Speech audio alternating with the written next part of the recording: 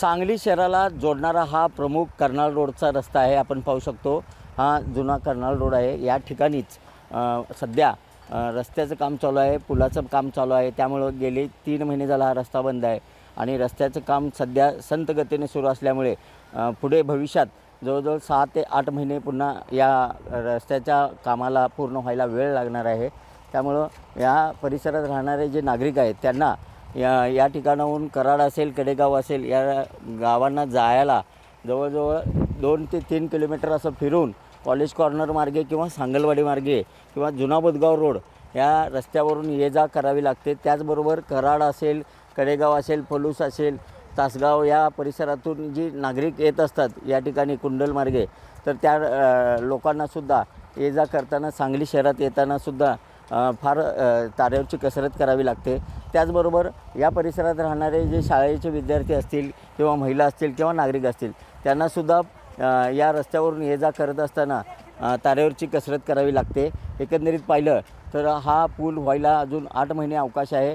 आता पावसाळा तोंडावर येऊन ठेपलेला आहे। एकंदरीत पाहिलं तर काम संत गतीने सध्या हे सुरू आहे। काम अजून वेगाने सुरू झालं तर हे लवकरात लवकर पूर्ण होणार आहे। त्याचबरोबर हा कर्नाळ रोड जो आहे या कर्नाळ रोडला जेव्हा जेव्हा पाऊस पडतो तेव्हा सांगलीचे कृष्णा नदीचं पाणी पहिल्यांदा या कर्नाळ रोडवर येतं आणि याहूनच या रस्त्यावरूनच पलीकडे पास होऊन हे संपूर्ण हे पाणी ह्या परिसरात असणाऱ्या लोकांच्या घरामध्ये जात असतं। त्यामुळं हा रस्ता पहिला बंद होतो आहे।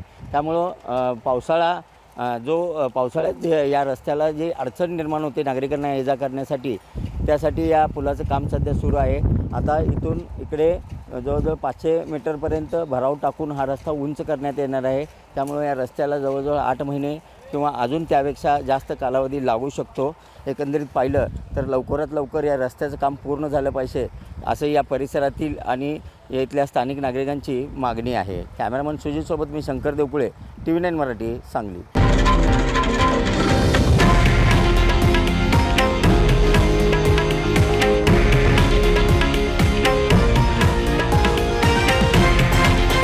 हे आहे देशातील नंबर 1 न्यूज नेटवर्क आणि आपण पाहत आहात TV9 मराठी, एकमेव।